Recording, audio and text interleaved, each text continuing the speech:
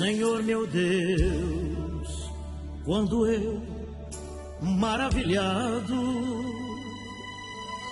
fico a pensar nas obras de tuas mãos, no céu azul de estrelas pontilhado, a lua branca prateando a imensidão. Então minha alma canta a ti, Senhor, grandioso és tu, grandioso és tu, grandioso és tu. Então minha alma canta a ti, Senhor, grandioso és tu, grandioso és tu.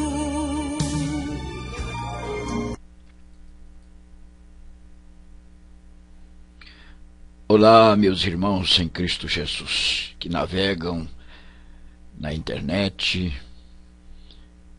em busca de conhecimento da Escola Bíblica Dominical. Estamos aqui para dar sequência às gravações de nossas videoaulas. A oração como adoração. Lição 9, direcionada para o dia 20 de novembro de 2016. Pastor Jonias. Texto áureo: contudo o Senhor mandará de dia a sua misericórdia, e de noite a sua canção estará contigo, a oração ao Deus da minha vida. Salmo 42, verso 8. Verdade aplicada: a oração é um dos ingredientes essenciais de uma verdadeira adoração. Objetivos da lição: resgatar a oração como adoração, compreender que a oração e louvor também se complementam e incentivar a prática da oração como adoração. Texto de referência: Salmo 42, versículos de 1 a 4.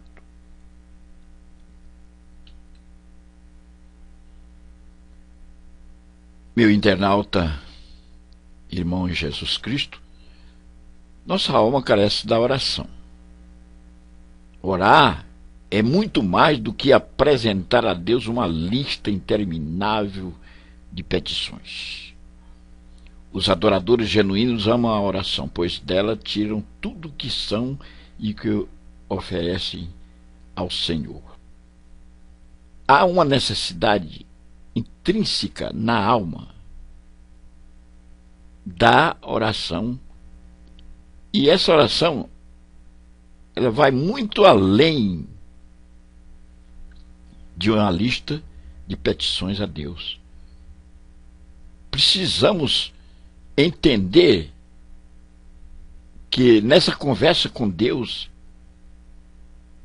nós tiramos tudo que somos e oferecemos a Deus, reconhecendo que não somos nada e que Deus é tudo. Nós vamos tratar nessa lição da oração como elemento cooperativo da verdadeira adoração e do louvor. Na primeira parte, a oração no século da indiferença. A atualidade é marcada por ser a era da indiferença. Em tempos assim, orar é revolucionário, pois se a oração revela nossas preocupações com os outros, quando oramos por nossos irmãos, quebramos as garras da indiferença e afirmamos pertencer ao corpo de Cristo. Vivemos uma época em que a indiferença reina. Aqueles que estão à nossa volta são insignificantes. Não nos importamos com as coisas que estão acontecendo. Somos indiferentes a tudo. O século em que vivemos é um século marcado pela indiferença. E quando nós entramos em oração nós estamos quebrando esse indiferentismo que reina em nossa atualidade e vamos em busca de algo, intercedendo por alguém, nos apresentando a Deus e dizendo que somos dependentes dele, que precisamos dele. Vamos aqui nos subponto 3 qualidades essenciais na oração. A oração como confronto e a oração e a luta contra o tempo. Então, as 3 qualidades essenciais na oração. Amar uns aos outros é uma qualidade. O desprendimento das coisas terrenas é outra qualidade. E o exercício da verdadeira humildade. Amar uns aos outros é uma qualidade essencial na oração. Se não amamos uns aos outros, se não perdoamos uns aos outros, se não intercedemos pelos outros, como nós vamos poder estar fazendo uma oração descentralizada do ego, do eu? O desprendimento das coisas terrenas.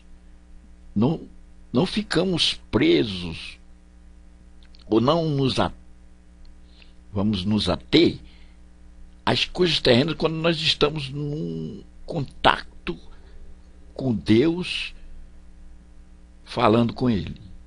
Precisamos nos desprender. Essa é uma qualidade. E o exercício da verdadeira humildade, porque nós vamos entrar na presença de Deus e conversar com Ele e dizer que nós somos carentes. Nós nos despojamos de todo o nosso ego, de todo o nosso orgulho. Nós descemos do pedestal e vamos ter uma conversa com Deus. Isso é uma atitude de humildade.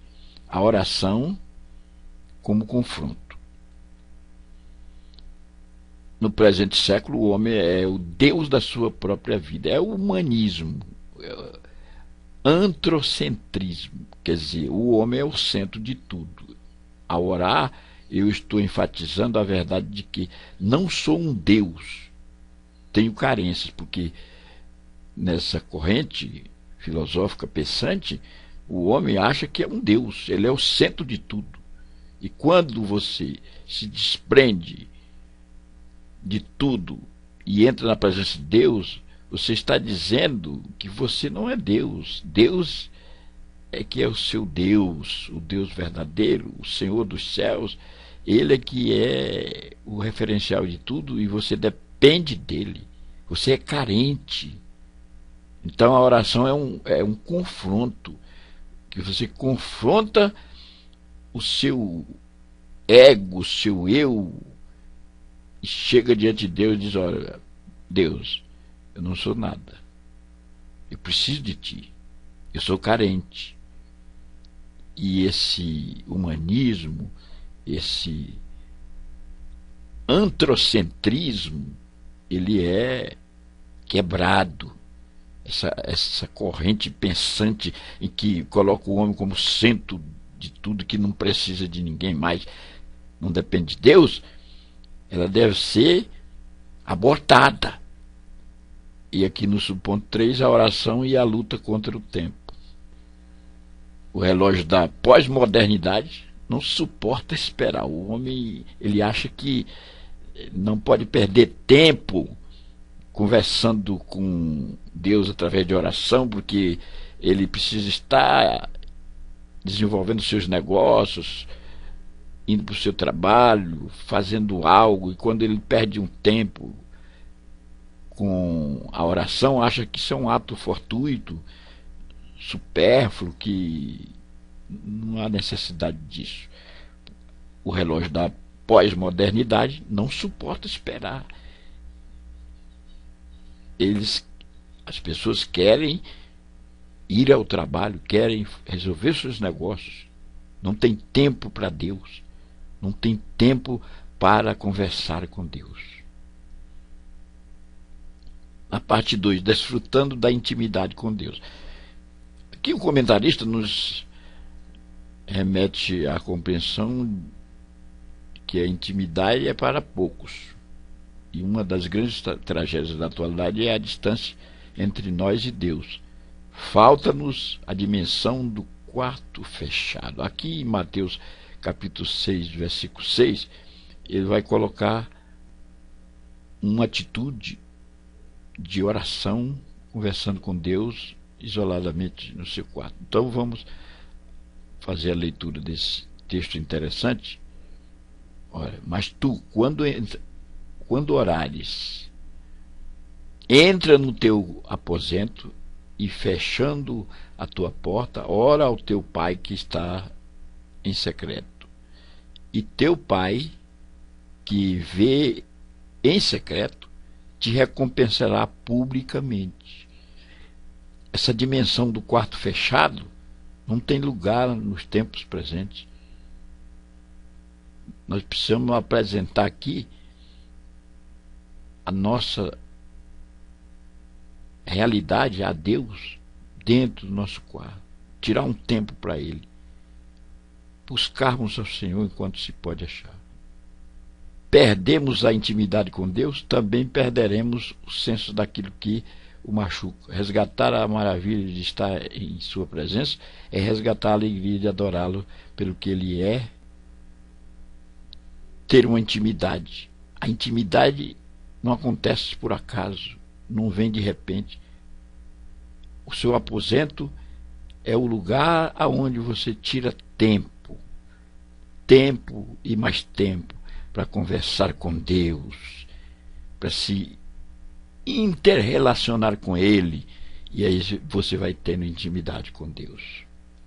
Nós vamos aqui para os subpontos: uma santa amizade, liberdade no mundo dos cativos e a alegria do relacionamento pessoal. Então, uma santa amizade. Intimidade é produto do tempo, não pode ser produzida por arranjos técnicos. Aqui o comentarista nos faz entender que essa intimidade com Deus, ela não vem através de arranjos técnicos, de fabricação técnica. Não. Isso acontece quando nós tiramos tempo e mais tempo para Deus e vamos nos familiarizando com Ele e vamos tendo intimidade. Se não tirarmos tempo, se não gastarmos tempo com Deus, não teremos uma intimidade com Ele, uma amizade, uma santa amizade. Amar a Deus, ter reverência, ter postura de adoração, gastar tempo com Ele. Isso nos faz entender que nós precisamos orar, jejuar, ler a palavra, gostar disso, estar gastando tempo com Deus. Oh, glorificado seja o Senhor! Como Deus está em busca de pessoas assim, que possa ter intimidade com Ele, que possa gastar tempo com Ele, que possa fazer algo para Ele, ler a palavra, jejuar, orar, buscar ao Senhor. Liberdade no mundo dos cativos. A oração nos propicia uma adoração liberta. Quando nós oramos, nós adoramos ao Senhor livre, chegamos a Deus em absoluta leveza, com o coração puro. Hebreus 10, versículo 22. Desfrutar da intimidade com Deus é ter a garantia da verdadeira liberdade. Olha que coisa maravilhosa. Você está relacionado com Deus, ter a leveza de coração puro. Você chega diante de Deus e diz: Senhor, aqui estou, meu Deus. Eu quero ter uma conversa contigo. Eu quero ter um relacionamento, Senhor, meu Deus. Oh, aleluia. A alegria do relacionamento pessoal. A oração que adora entende Deus como uma pessoa. A teologia moderna nos encaminha essa realidade e trata Deus como pessoa. Ele é uma pessoa com a qual nós podemos nos relacionar. O nosso Deus é um Deus transcendente, está além de todas as coisas, mas é também um Deus emanente. Como um Deus emanente, ele é uma pessoa que está pertinho de nós, que se relaciona conosco, que tem prazer em ter um relacionamento conosco. É o Deus emanente, é um Deus pessoal, é um Deus pertinho de nós, é o Emanuel, o Deus conosco. Ele é pessoal, aleluia. Você sente a gostosura de estar conversando com Ele. Pessoas existem que gastam horas a fios orando a Deus, conversando com Deus, tendo um relacionamento com Ele, tendo alegria. Não é uma coisa forçada, é algo que te traz gozo, gostosura, prazer em estar conversando com aquele que é o Senhor da nossa vida. A parte 3, a oração que louva. Nós vamos aqui, muitos dos salmos são orações cantadas. Alguns dos belos hinos de nossa harpa são orações cantadas. Cantar orações é uma prática antiga. Isso aí é uma prática desde os mais remotos tempos. E aí, o comentarista usa aqui uma figura de linguagem. Cantar, orar e adorar podem ser 3 acordes de uma mesma sinfonia da alma. Que beleza de texto aqui colocado para nós. Oh, glória a Deus. Aleluia. Precisamos entender que cantar, orar e adorar são acordes da sinfonia da alma que se relaciona com Deus. Os belos hinos da nossa harpa nos faz entender isto. Louvando ao Deus que caminha conosco, sempre há motivos para orar e louvar.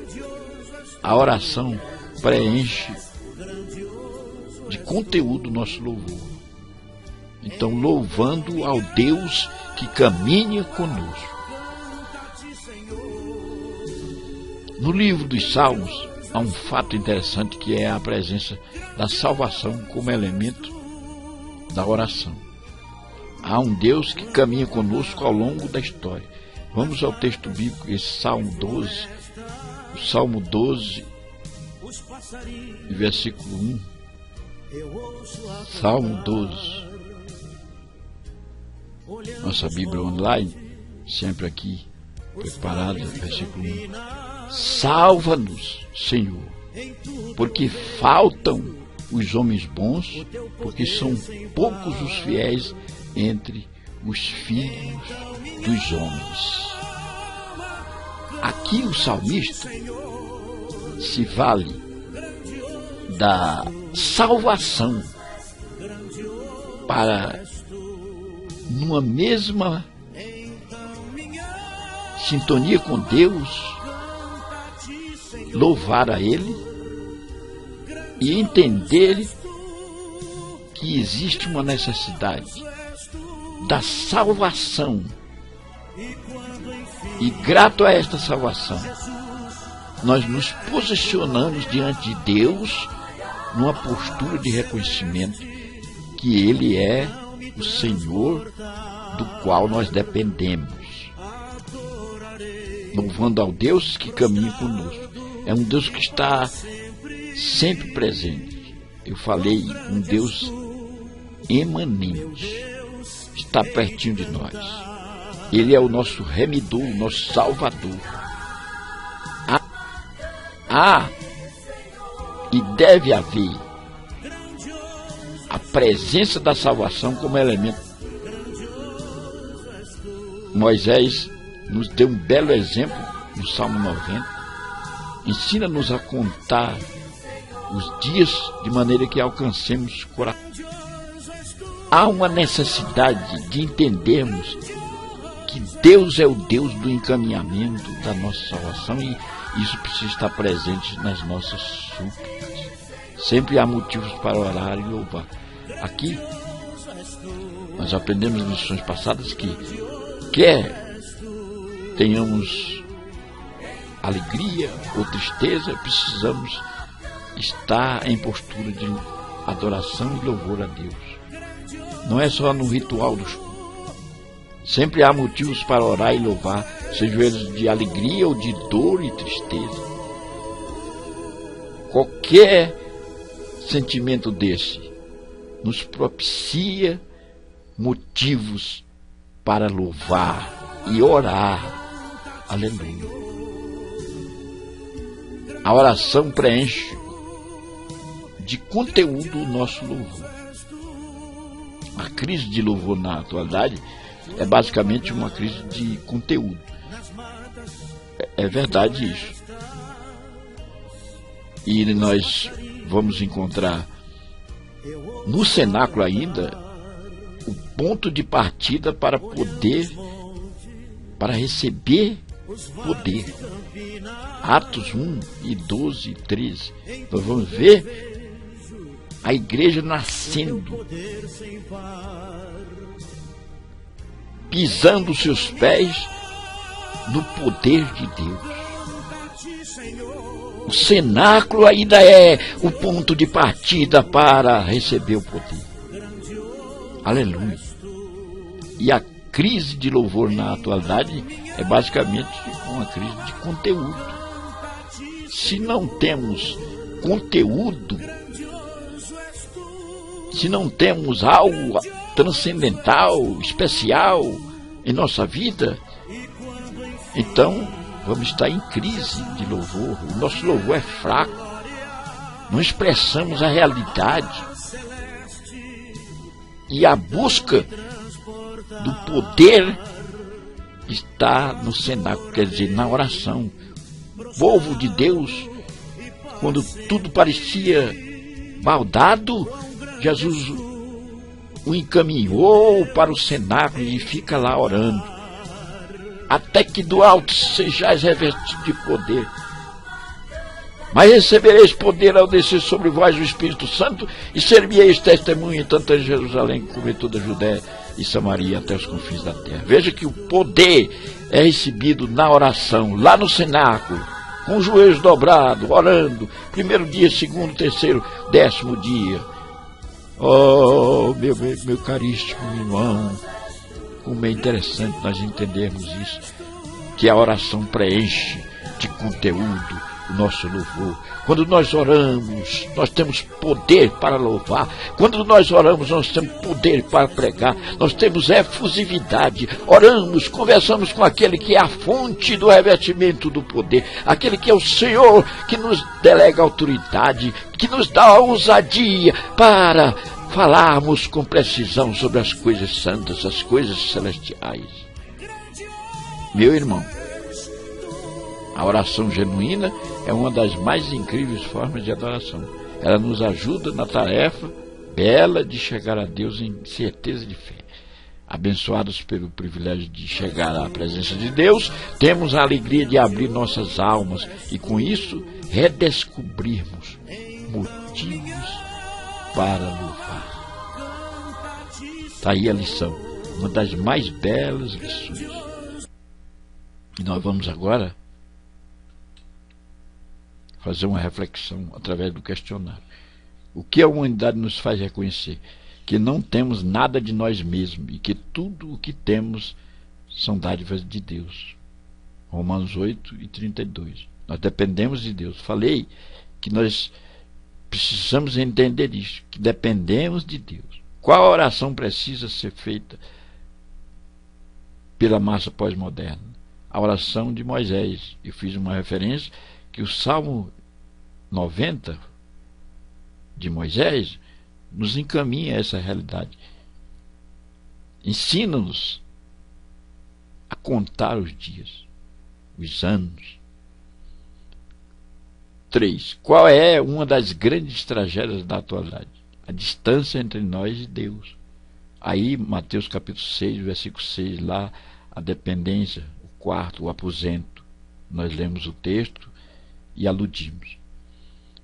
Cite um salmo que trabalha na mesma frase, a dor e o louvor. Aqui eu vos esclareci que o termo salva-nos, Senhor, porque falta-nos homens benignos, porque são poucos os fiéis entre os filhos dos homens.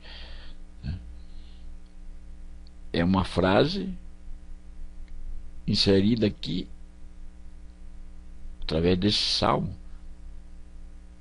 para expressar uma adoração, um louvor na dor, no sofrimento, na tristeza. E Deus, ele encaminha a salvação os seus verdadeiros adoradores, e isso está em falta, está em estado de escassez. Os homens não são benignos, são poucos os fiéis entre os homens.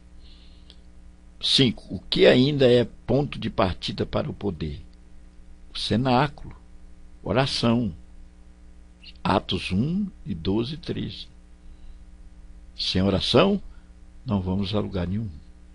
Que Deus nos abençoe.